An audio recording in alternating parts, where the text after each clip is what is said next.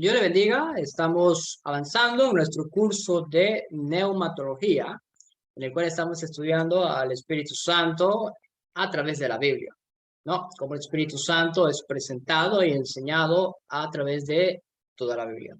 Comenzamos con el Antiguo Testamento y estamos en la unidad uno.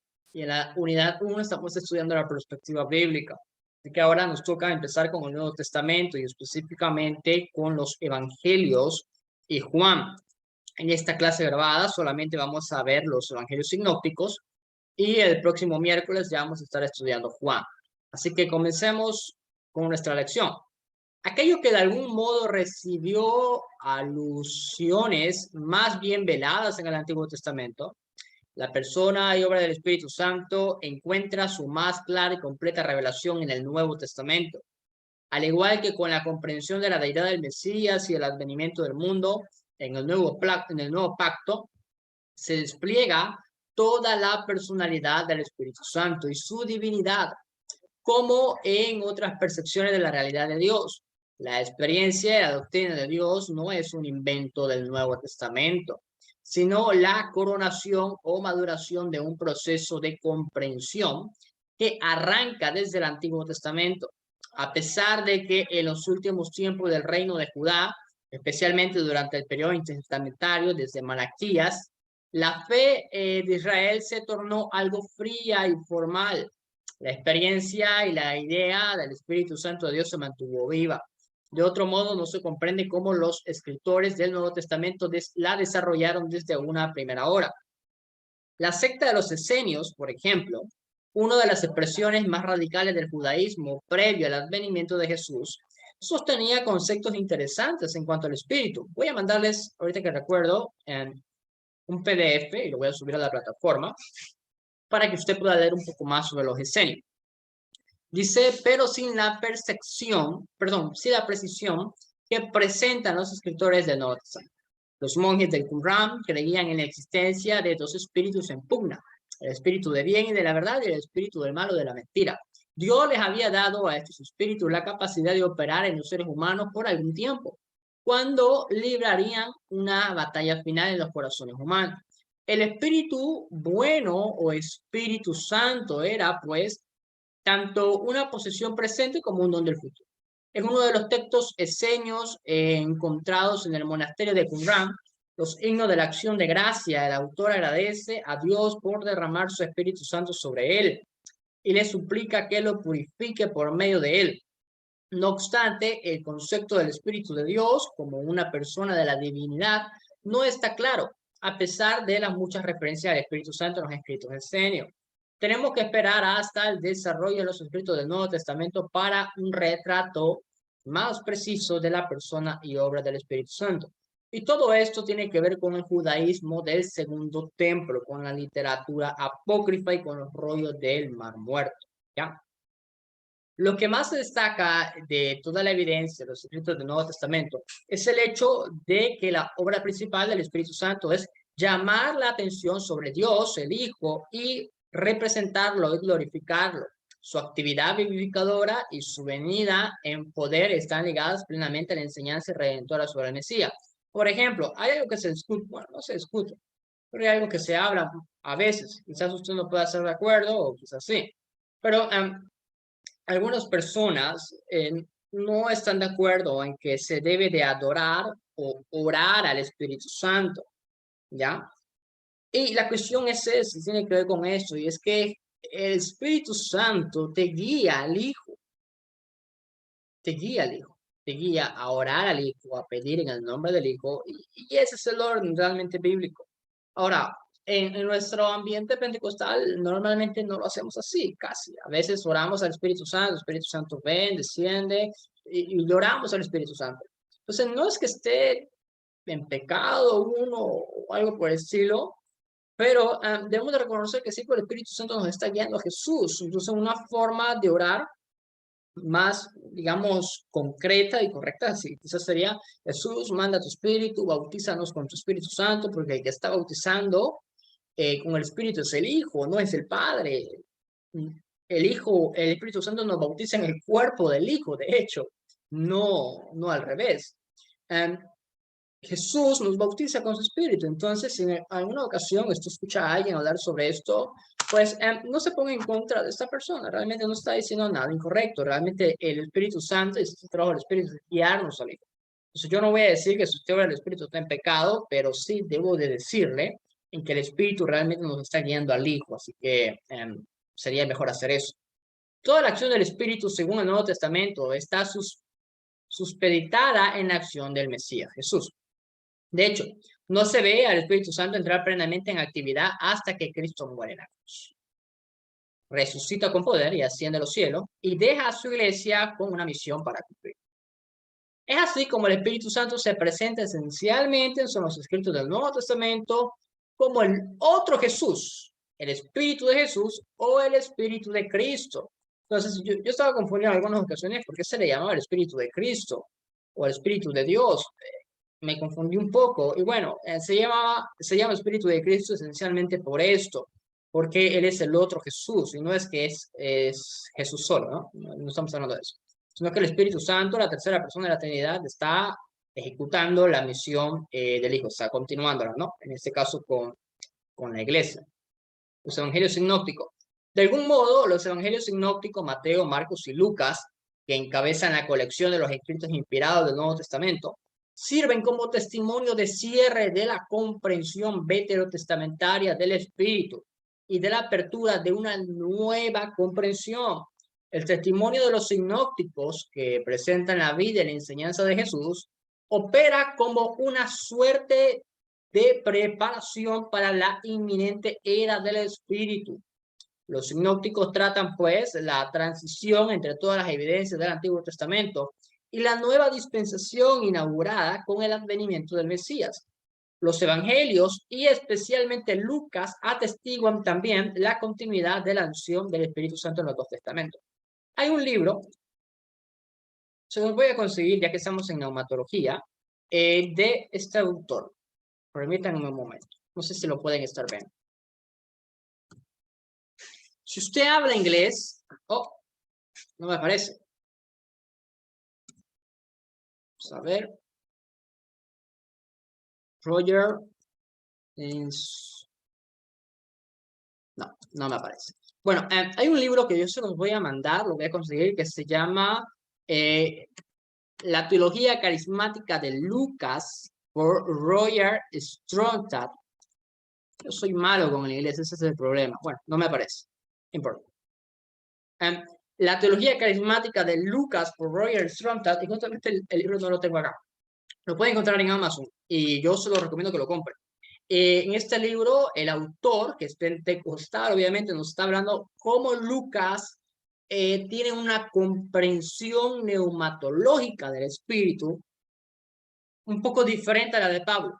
No contradictoria, pero sí diferente. Ya, eso lo vamos a ver más adelante. Si bien el Espíritu aparece mencionado casi 300 veces en el Nuevo Testamento, hay relativamente pocas referencias a su acción en los tres primeros evangelios. Lucas, como se indicó, presenta más referencia que los otros dos sinópticos. Como señala Michelle Green, Lucas subraya más que cualquier otro evangelista la importancia del Espíritu como activador de toda la vida y de todo el ministerio de Jesús. Por consiguiente, vamos a limitar nuestro estudio del Evangelio de Lucas con algunas referencias paralelas con los otros sinópticos. En el Evangelio, según Lucas, podemos ver la acción del Espíritu Santo en tres relaciones fundamentales. Primero, en la vida y los familiares precursores de Jesús. Segundo, en la vida de Jesús. Y tercero, en la vida de sus discípulos. Comencemos con eso, la familia. Juan el Bautista. El primer pasaje importante en el Evangelio de Lucas que menciona al Espíritu Santo está ligado a la figura que habría de ser el precursor de Jesús, Juan el Bautista. En el anuncio de su nacimiento milagroso, a quien sería su padre, el ángel profetizó: él será un gran hombre delante del Señor, jamás volverá a tomar vino ni licor, y será lleno del Espíritu Santo aún desde su nacimiento. Llama la atención el hecho de que Gabriel afirma que el feto sería lleno del Espíritu Santo, aún desde el vientre de su madre, lo cual se cumplió literalmente según leemos en Lucas. Tan pronto como Elizabeth oyó el saludo de María, la criatura saltó en su vientre.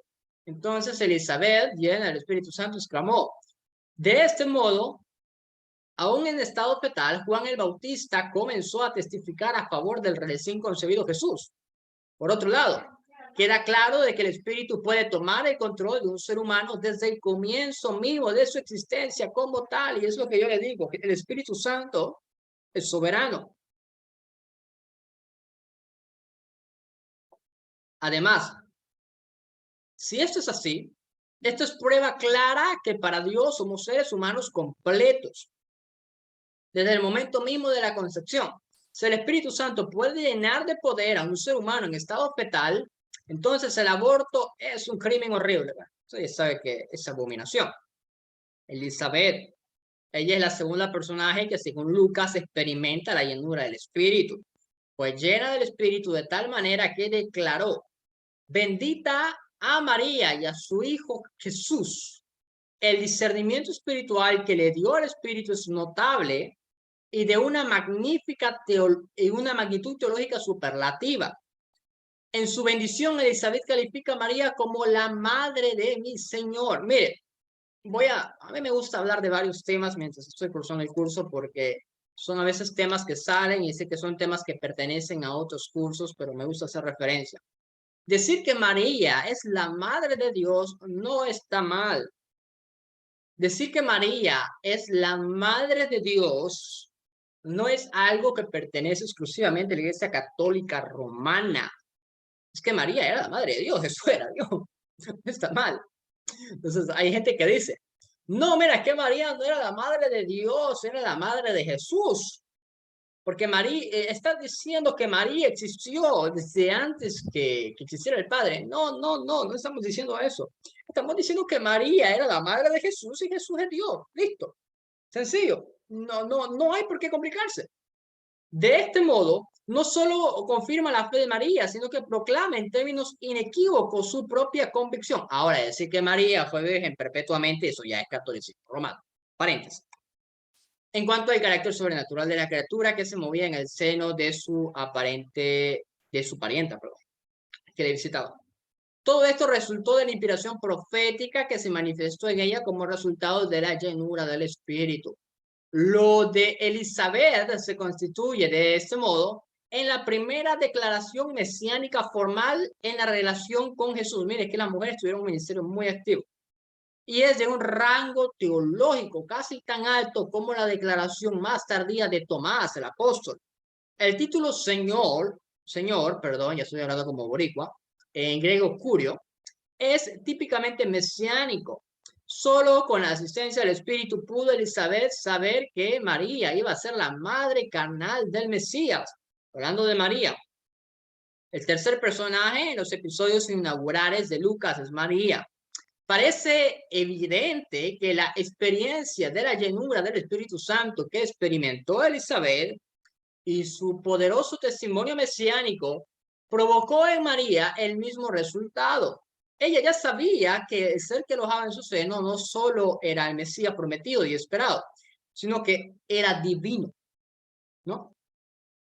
Para cuando encontró con su pariente Elizabeth, ya había ocurrido lo que el ángel había anunciado. El Espíritu Santo vendrá sobre ti del poder del Altísimo y te cubrirá con su sombra. Así que el santo niño que va a nacer lo llamarán Hijo de Dios. De modo que, frente a la declaración inspirada de Elizabeth, María reacciona a la llenura del Espíritu Santo y canta su Magnificat. Mi alma glorifica al Señor y mi espíritu se regocija en Dios mi Salvador. María reconoce que necesita salvación. María es sierva de Dios, nada más. Da la impresión como que María se expresa envuelta en una unción de gozo, provocada por el Espíritu y es guiada por él en su canto de exaltación al Señor. Zacarías. El cuarto personaje de Zacarías, el padre Juan el Bautista, el padre Zacarías, perdón, yendo al Espíritu Santo, profetizó. La profecía resultante se conoce en el nombre latín Benedictus, porque esa es la primera palabra que pronuncia en su profecía. Zacarías había estado mudo, pero bajo el poder del Espíritu se le desató la lengua y recuperó el habla y comenzó a alabar, en griego, aulogón, a Dios. En griego, el vocablo bendito del versículo 68 es aulogetos. Su alabanza fue profética Y es interesante notar que casi todas las frases de su profecía se encuentran en el Antiguo Testamento, especialmente en el Salmo y en los profetas. Al igual que Elizabeth María, Zacarías fue lleno del Espíritu Santo y expresó el mensaje mesiánico en su significado más pleno. Simeón. Bien, el quinto personaje que Lucas nuevamente menciona. En Jerusalén había un hombre llamado Simeón, que era justo y devoto, y aguardaba con esperanza la redención de Israel. El Espíritu Santo estaba con él y le había revelado que no moriría sin antes ver el Cristo del Señor. Movido por el Espíritu, fue al templo cuando el niño Jesús lo llevaron sus padres para cumplir la costumbre establecida por la ley. Simeón lo tomó en sus brazos y bendijo a Dios. Simeón guardaba en su corazón una profunda y viva esperanza mesiánica. Y la razón por la que esto es así es que el Espíritu Santo estaba con él. Fue el Espíritu quien le reveló que disfrutaría de la bendición de ver con su propio ojo al Mesías prometido, el ungido del Señor. Fue el Espíritu quien lo movió a ir al templo aquel día a encontrarse allí con Jesús y que inspiró su cántico y bendición. Mientras sostenía en sus brazos al niño, su canto se conoce en latín como Nunc Dimittitis, adoración y alabanza, y eso está lleno de emoción e intensidad como el mejor de los salmos. Yo le voy a decir algo, hermano. Si usted siente algún día hacer algo de parte de Dios, hágalo. Ayudar a alguien, bendecir a alguien, dar una palabra. Si usted siente que es de parte de Dios, hágalo. El último personaje que Lucas menciona es Ana, una profetisa muy anciana que probablemente, al igual que Simeón, frecuentaba el templo a la espera del cumplimiento de la profecía mesiánica. A la luz de todo este contexto, es posible pensar que también la anciana y profetisa Ana, que dio gracias a Dios, comenzó a hablar del niño a todos los que esperaban la redención de Jerusalén, lo hizo llena el Espíritu. Si Ana contaba ya con 106 años de edad, casada de joven, probablemente a los 15 años, había vivido con su esposo 7 años y permaneció viuda hasta la edad de unos 84. Solo llena del Espíritu Santo pudo haber hecho lo que hizo. Por un lado, nunca salió del templo, sino que día y noche adoraba a Dios con ayunos y oraciones. Es decir, que el Espíritu Santo la mantuvo en el templo de la misma manera que lo condujo a Simeón en el templo. Por otro lado, al ver al niño Jesús, al igual que Simeón, fue lleno del Espíritu y dio gracias y comenzó a hablar del niño a todos los que esperaban la redención de Israel. Vemos el Espíritu Santo en la vida de Jesús. En tonos inequívocos, el Nuevo Testamento destaca que la obra principal del Espíritu Santo es la de representar y glorificar al Hijo, a Jesús, el Hijo de Dios. Su manifestación poderosa está ligada estrechamente a la manifestación gloriosa del Mesías. Jesús en su enseñanza y obra redentora, no obstante, la elección del Espíritu en la vida y ministerio de Jesús fue preparatoria para su participación más plena en el cuerpo de Cristo, en la iglesia. De hecho, el Espíritu no opera en la plenitud de su poder y riqueza de manifestaciones hasta que el Mesías completó su obra expiatoria en la cruz. Se levantó de los muertos con poder y ascendió lleno de gloria a los cielos. Es cuando tomó su lugar en la vida de los seguidores de Jesús, el otro Jesús, el Consolador, que vemos al Espíritu Santo desplegar todas las posibilidades y poder. Este proceso maravilloso comenzó a poner de manifiesto en la vida y ministerio de Jesús. Esta cita, hermano, en el PDF que yo le mandé, vayan leyendo, saben que la voy saltando, que nos aumenta tiempo. Entonces usted vaya leyéndolas con calma. El Espíritu Santo concibió a Jesús en María. El anuncio del ángel a María fue: el Espíritu Santo vendrá sobre ti y el poder del Altísimo te cubrirá con su sombra. Así que el santo niño que van a hacer lo llamaría Jericó. Como ya se indicó, no es posible explicar los términos humanos del ministerio de la encarnación ni la manera en que el Espíritu Santo operó en María a fin de que en su seno se gestara el Mesías. El vocablo poder, dunamis, hace referencia al poder creativo de Dios, la manera en que se describe la acción del Espíritu sobre María, vendrá sobre ti, es similar a la descripción de su acción en el acto de la creación y su acción en la creación de la iglesia. Por otro lado, nótese que lo que produce vida en ella es el espíritu y no la carne, que es santo y no lo pecaminoso. La nube de gloria de Dios, la Shekinah, que representa la presencia de Dios, el poder de Dios, la cubriría como la nube. Cubrió el pueblo en su marcha por el desierto.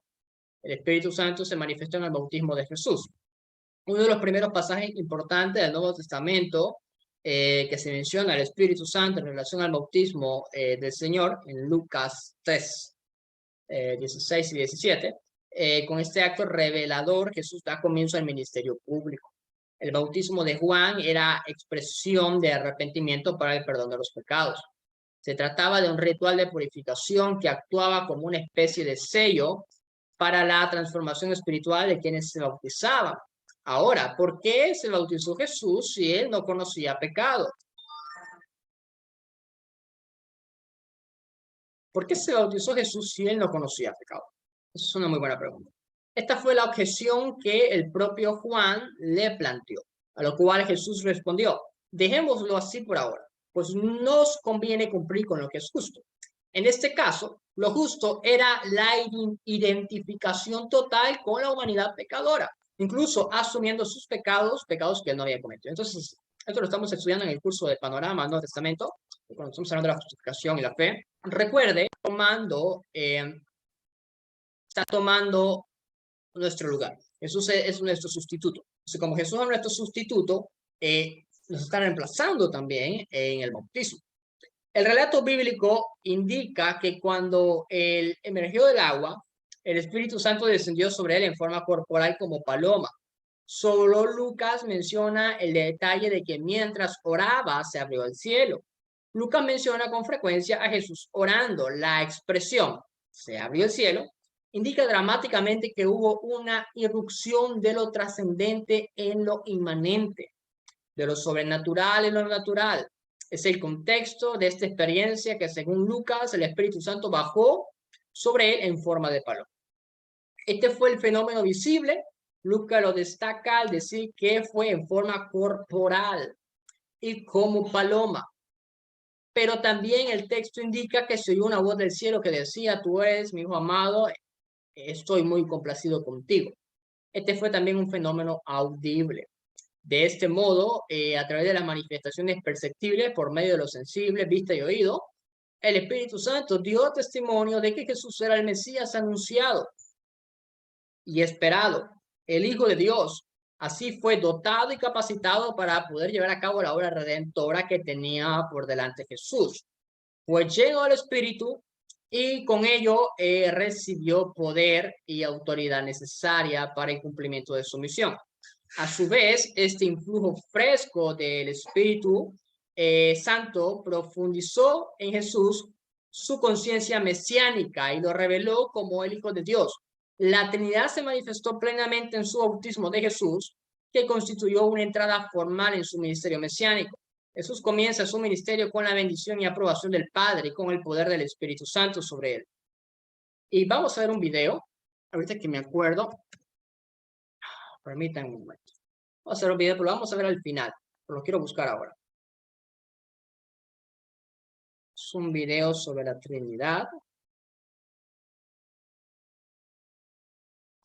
De la Trinidad. Vamos a ver al final, pero quiero dejarlo aquí afuera. Ya listo. Aquí está el empoderamiento del Espíritu. Ya, lo vamos a ver después, ¿ya? Esto lo voy a dejar al final para que usted lo vea. El Espíritu Santo llenó a Jesús y lo llevó a un lugar de tentación. Lucas nos cuenta que Jesús, lleno del Espíritu Santo, volvió al Jordán y fue llevado por el Espíritu Santo al desierto, donde fue tentado. La alusión inmediata es la experiencia del Espíritu que tuvo Jesús en ocasión de su bautismo. Nuevamente se puede ver aquí la singularidad de cada una de las personas de la Trinidad, pero en estrecha unidad de amor y propósito, lleno del poder de Dios. Jesús es tentado para usar ese poder en la promoción de sus intereses personales sin consideración de la voluntad del Padre. Al vencer al tentador, Jesús afirma que el poder del Espíritu Santo, que mora plenamente en él, solo va a ser utilizado para cumplir con la voluntad redentora del Padre. Los verbos que utiliza Lucas en el versículo 1 expresan la idea de que Jesús estaba continuamente bajo la guía del Espíritu.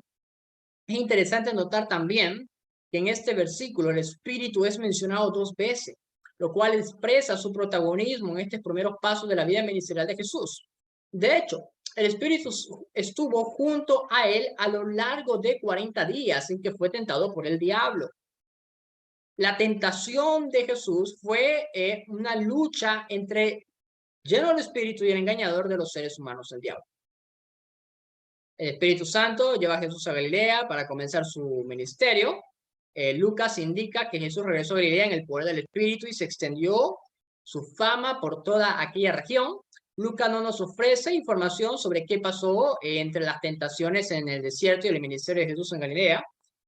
En esto sigue el bosquejo de Marcos. Solo el Evangelio de Juan nos da la información de lo que ocurrió durante casi un año de oscuridad en varios lugares de Palestina.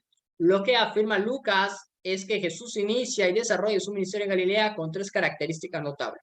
Primero, lo lleva a cabo en el poder del Espíritu. Segundo, su fama se extendió por toda la región. Y tercero, su base de operaciones fueron en la sinagoga. Es frecuente en Lucas destacar el poder del Espíritu Santo en el ministerio de Jesús. En el caso de su ministerio galileo, las manifestaciones de ese poder hizo que rápidamente se corriera la noción por toda aquella región. En cuanto a las enseñanzas similares de Jesús, él fue el maestro maravilla de su tiempo. Entonces, el Espíritu Santo llena a Jesús durante su ministerio.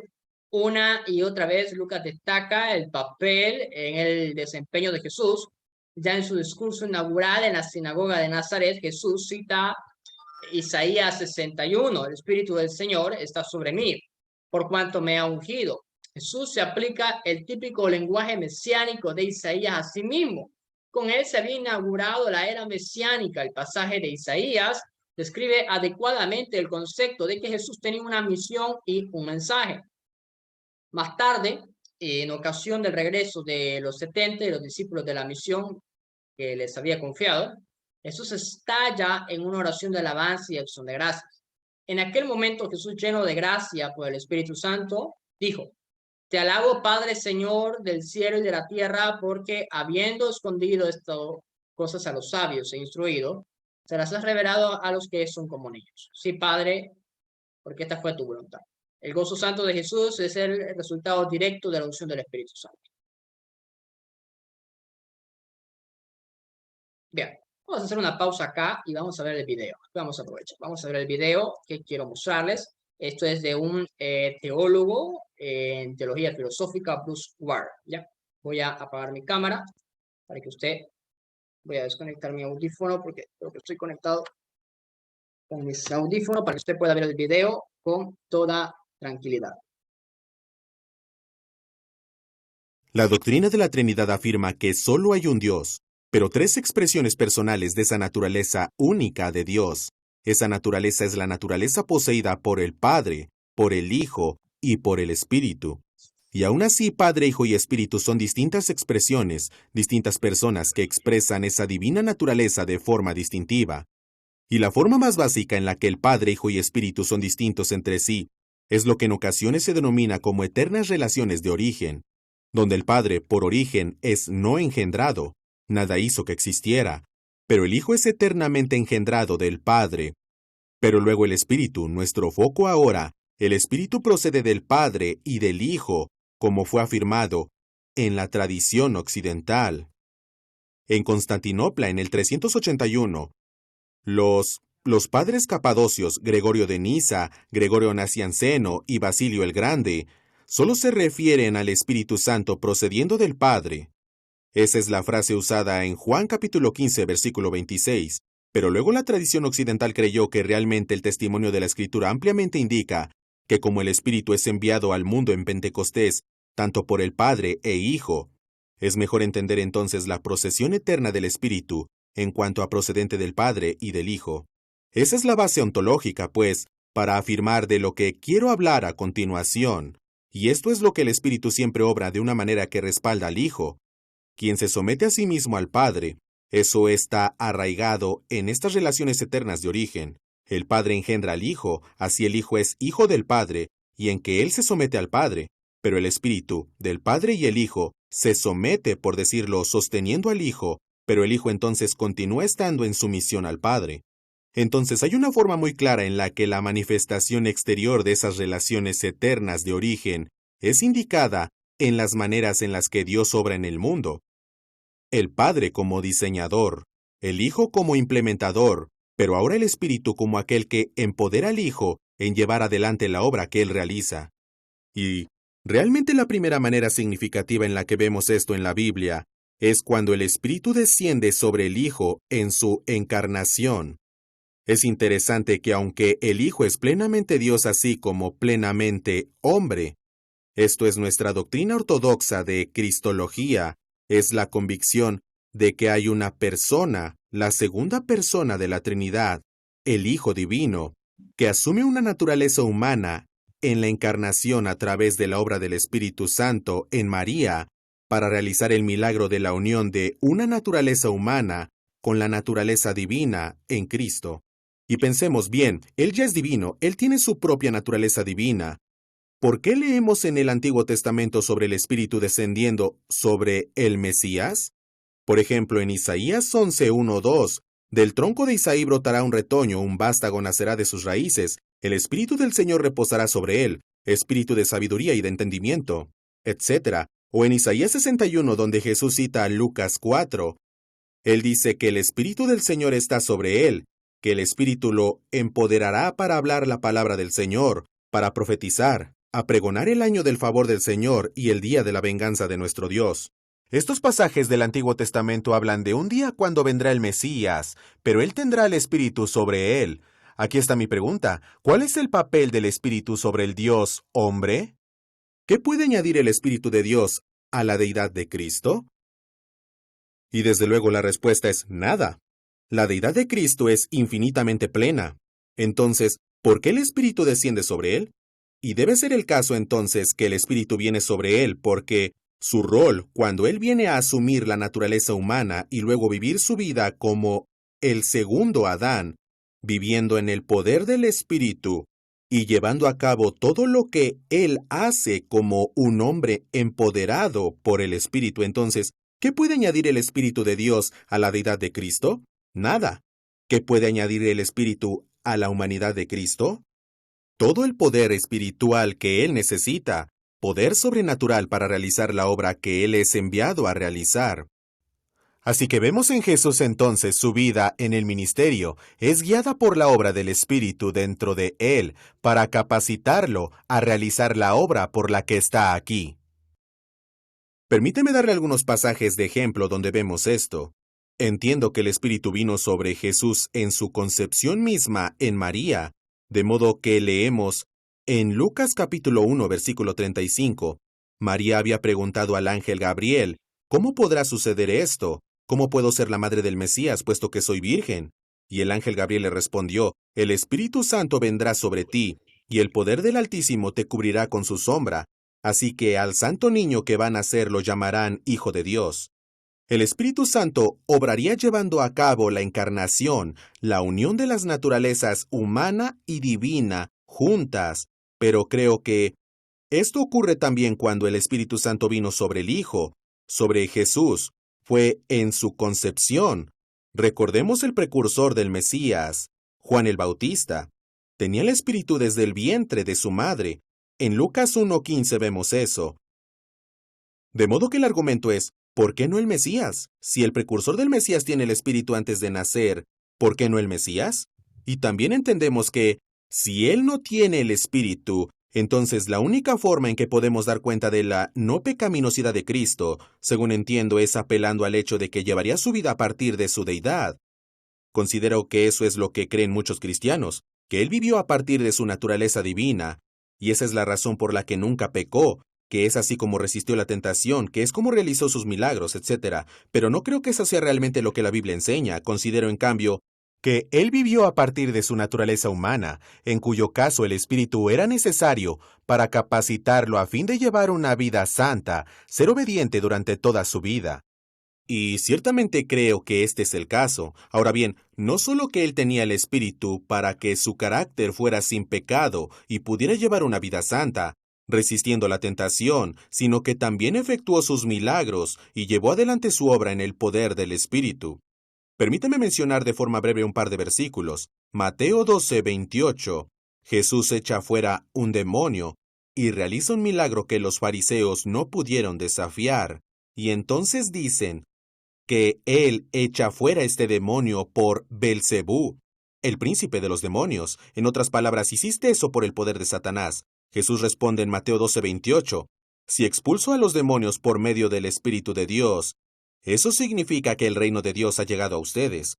Notemos que él atribuye el poder por el que realizó ese milagro, echar fuera ese demonio, al Espíritu, no a su propio poder divino de su propia naturaleza per se, sino en cambio al poder del Espíritu sobre él, obviamente obrando a través de su naturaleza humana. Otra declaración realmente significativa viene de Pedro, en su sermón a Cornelio en Hechos 10:38. Antes, él presenta el Evangelio a Cornelio, da un resumen de un versículo de la vida y el ministerio de Jesús. Y entonces en Hechos 10:38, Pedro dice a Cornelio, me refiero a Jesús de Nazaret, como lo ungió Dios con el Espíritu Santo y con poder, y cómo anduvo haciendo el bien y sanando a todos los que estaban oprimidos por el diablo, porque Dios estaba con él. Así que en efecto, otro texto que indica muy claramente que él hizo lo que hizo, él realizó sus milagros, él realizó la obra que el Padre le encargó.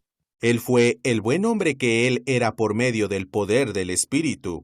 El Espíritu viene sobre Jesús para capacitarlo para vivir su vida en el poder del Espíritu, para llevarlo a cabo su obra, ir a la cruz, ser levantado por el Espíritu.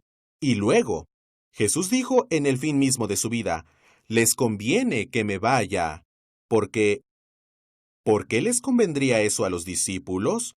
Porque si no lo hago, el Consolador no vendrá a ustedes.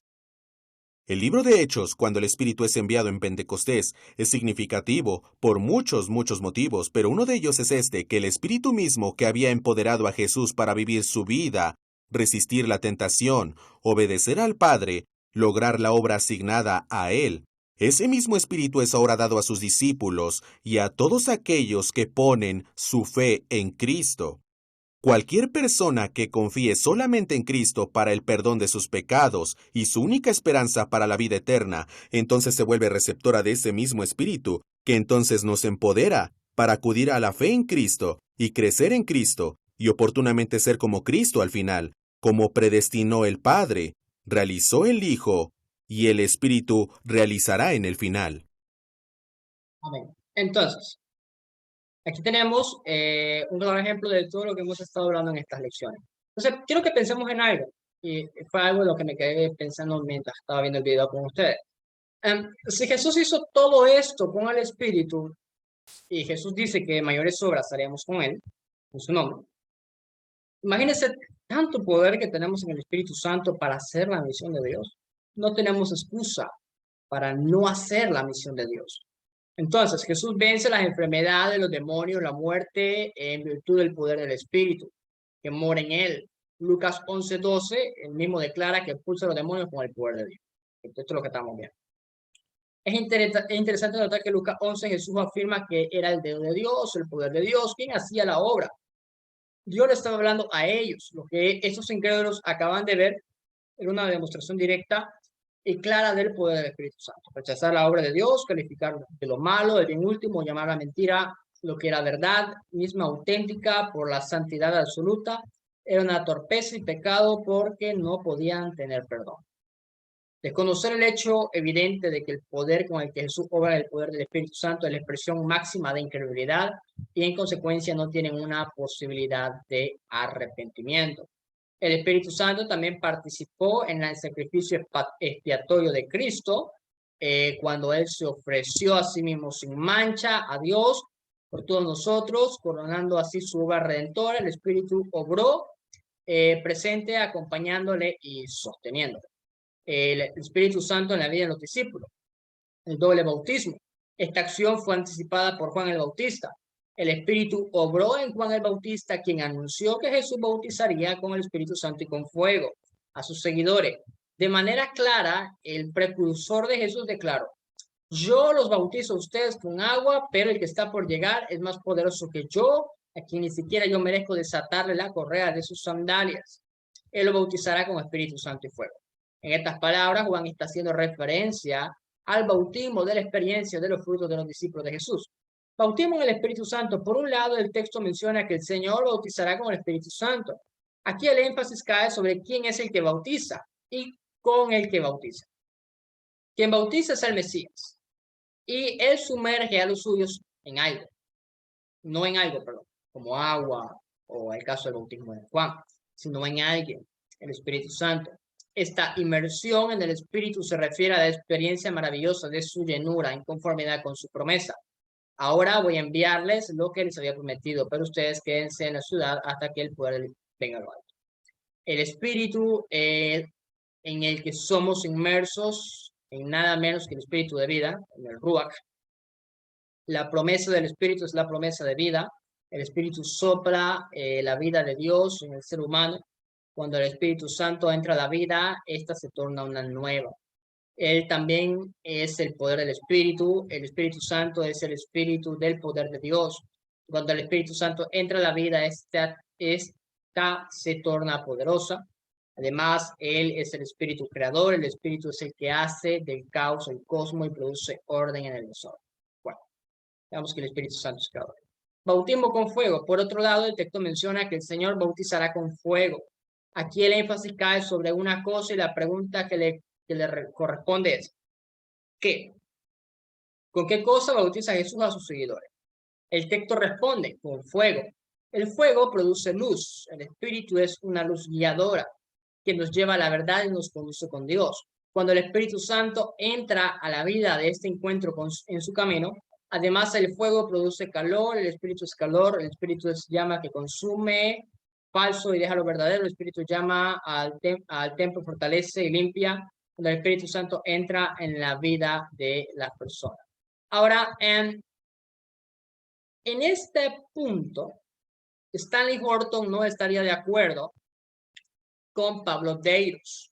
Horton, en su libro El Espíritu Santo, revelado en la Biblia, que fue un libro que yo utilicé cuando yo tomé neumatología. Horton dice que ser bautizado con fuego implica juicio. ¿Por qué dice que implica juicio? A ver.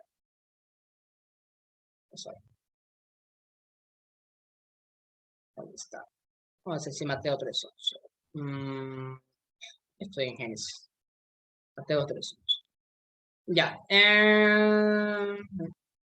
Ya. El Espíritu Santo con fuego. Mire, cuando él termina con fuego, tiene un pasaje que habla de juicio. Yo le voy a explicar el argumento de Horton. Que para los que no saben, Horton es y fue uno de los mayores teólogos que ha tenido el pentecostalismo. Y se tiene el aventador en la mano y limpiará su era, recogiendo el trigo de su granero de la paz, en cambio quemará con fuego que nunca se apagará.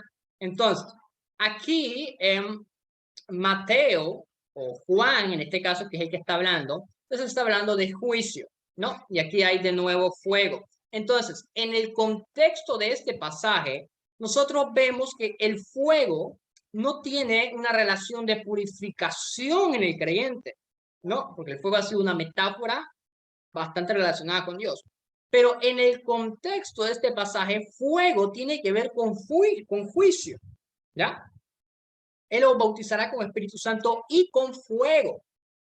Entonces, en este contexto, fuego tiene relación con juicio y específicamente a las personas no creyentes, específicamente a las personas que no reciban el Evangelio. Jesús los va a bautizar, pero con fuego, ¿ya? Ahora, como le digo, esto está en discusión, pero por lo menos Stanley Horton sostiene esta posición sobre el bautismo del Espíritu Santo y con fuego. No todos los teólogos pentecostales están de acuerdo con Horton, pero como por ejemplo Deiros ve el bautismo con fuego como una experiencia de purificación, de santificación. Hay algunos que lo van a entender así, hay algunos que lo van a entender como yo les estoy explicando, que es el argumento de Horton. Yo personalmente, usted me dirá, y pastor, ¿usted por cuál se inclina? Yo me voy por el argumento de Horton, honestamente. Pero si alguien sostiene esto de acá, yo no le voy a decir tampoco, mira, estás equivocado, estás predicando energía. No. Esto ya realmente es una opinión, ¿no? Esto realmente ya es algo que se puede dialogar, se puede discutir, ¿no? Entonces, el argumento de Horton, yo personalmente estoy de acuerdo con Horton. Si alguien quiere decir, no, yo realmente estoy de acuerdo con Deiros, y yo creo que fuego tiene que ver con purificación, bueno, ya eso pues ya sería el argumento de la persona, ¿no? Pero por lo menos en este contexto no pareciera que fuego tiene que ver con purificación. Sé que en otros pasajes fuego sí tiene que ver con purificación, pero por lo menos para hablar de Mateo 3:11 pareciera que no. Si usted quiere leer más el argumento de Horton, usted lo puede leer en el libro El Espíritu Santo revelado en la Biblia por Stanley Horton. Es un libro exclusivo de neumatología. Una triple acción, 3 acciones que destacan en relación con la obra del Espíritu Santo en vida de los discípulos a la luz del Evangelio del Señor. Primero, en relación a la acción del Espíritu Santo en la vida de los seguidores, Jesús señaló que el Espíritu viene del Padre a los que lo piden. Jesús declara, si ustedes aún siendo malos saben dar cosas buenas, cuanto más os dará el Padre el Espíritu Santo. Solo en el Evangelio de Lucas se presenta el Espíritu Santo como el gran don que el Padre está dispuesto a dar. Segundo, Jesús enseña que a los discípulos que el Espíritu guía las palabras de los discípulos en el tiempo de peligro. Tercero, Jesús envía el Espíritu a los discípulos según la promesa del Padre para investirlos de poder de lo alto, a fin de que puedan cumplir con la misión que Él les ha encomendado. Describe la aparición del Señor Jesucristo resucitado, lo cual ocurre por un tiempo antes de la ascensión al cielo. Debe haber ocurrido después del encuentro con sus discípulos en Galilea, porque Él les ordena permanecer en la ciudad de Jerusalén hasta que sean revestidos del poder de lo alto. Esta es una de las ocasiones en las que Jesús les encarga a sus seguidores que sean testigos. Aquí Jesús les enfatiza que prediquen en su nombre la doctrina del arrepentimiento, que conduce al perdón del pecado. La frase traducida en su nombre significa literalmente basado en su nombre, teniendo en cuenta su nombre, lo cual significa su deidad, autoridad y la obra consumada de la redención por medio de la muerte y la resurrección. Bien, vamos a dejarlo hasta ahí por esta ocasión. Y el próximo miércoles, vamos a estar estudiando lo que es el Evangelio de Juan. Yo les voy a mandar al grupo, ahorita que suba esto al Classroom, el link del libro de la teología carismática de Lucas, de Roger Stronstadt, para que usted lo pueda comprar por Amazon. Creo que está en Amazon, no sé si está en español o en inglés, pero yo de cualquier forma se lo voy a mandar. Ya, Dios le bendiga, Dios les guarde, bendiciones.